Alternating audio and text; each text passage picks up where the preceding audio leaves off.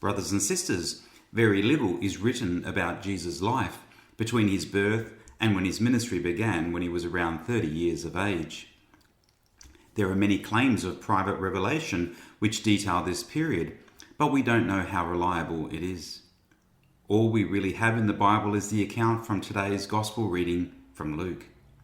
So let's look at it a bit closer and see what it tells us, both in what it says and what it doesn't say. It begins with, every year the parents of Jesus used to go to Jerusalem for the feast of the Passover. When he was 12 years old, they went up for the feast as usual. We don't know how long Joseph, Mary and Jesus were in Egypt, but this first line tells us that they had been back in Israel for several years at least, and like all faithful Jews, they went to the Passover festival in Jerusalem every year. Next, Luke tells us, when they were on their way home after the feast, the boy Jesus stayed behind in Jerusalem without his parents knowing it. Now let us look closely at what Luke doesn't say. There is no mention of any younger brothers and sisters. Surely, if Jesus did have younger biological brothers and sisters, they would either all be wanting to be with their older brother Jesus, or at least they would know where he was or who he was with. Given that Jesus was 12, if James and Joseph and Judas and Simon, who St. Mark names as his brothers, were in fact his biological brothers, they would likely have been between 11 and 6 years of age, or something like that. Brothers and sisters, who can doubt that they would have known where he was, especially if the eldest of these was 11? Luke goes on. They assumed he was with the caravan, and it was only after a day's journey that they went to look for him among their relations and acquaintances. Who knows how long the caravan was? It may have been kilometres long. The fast walkers like me at the front, the older, slower ones at the back. Children hanging out together in big groups, running off in all directions together. Now Luke says Mary and Joseph went to look for him among their relations and acquaintances. Now, brothers and sisters, of those of you who've had a 12-year-old son, who would he be hanging out with? Old people? No, I don't think so. He would have been hanging out with his young friends, who in this case Luke names as relations and acquaintances. So Jesus, it seems, had young relations. Could they have been cousins, first, second or third perhaps? Could one of them have been John the Baptist, a cousin of his own age? Perhaps they were James and Joseph and Judas and Simon, and all the so-called sisters who St. Mark did not name. Another reason to believe that these named were not biological brothers and sisters is that on the cross, Jesus entrusted Mary's care to the Apostle John. If these were all Jesus' biological brothers and sisters, he would not have had to leave his mother to an apostle. Luke continues. When they failed to find him, they went back to Jerusalem looking for him everywhere.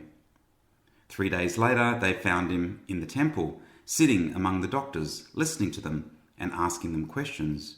And all those who heard him were astounded at his intelligence and his replies. Why did it take 3 days to find him? Good question.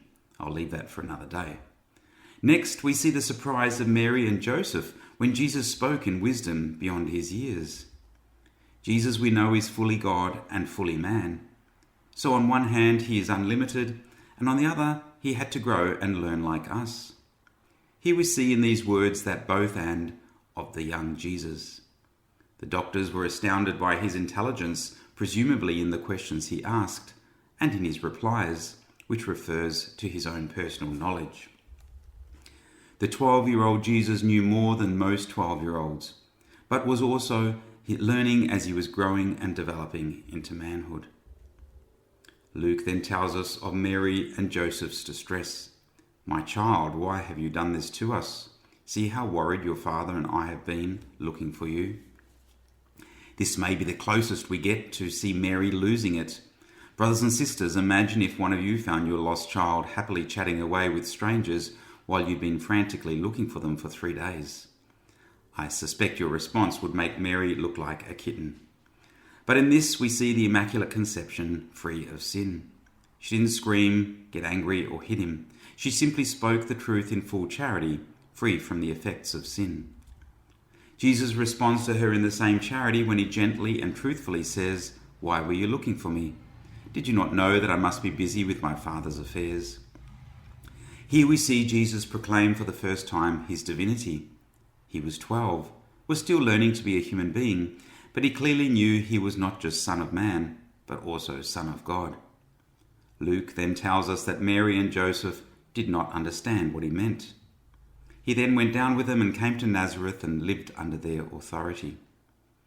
In this second last line, we see Jesus continue his obedience to the law of Moses and to natural law, which makes a child subject to the authority of his or her parents.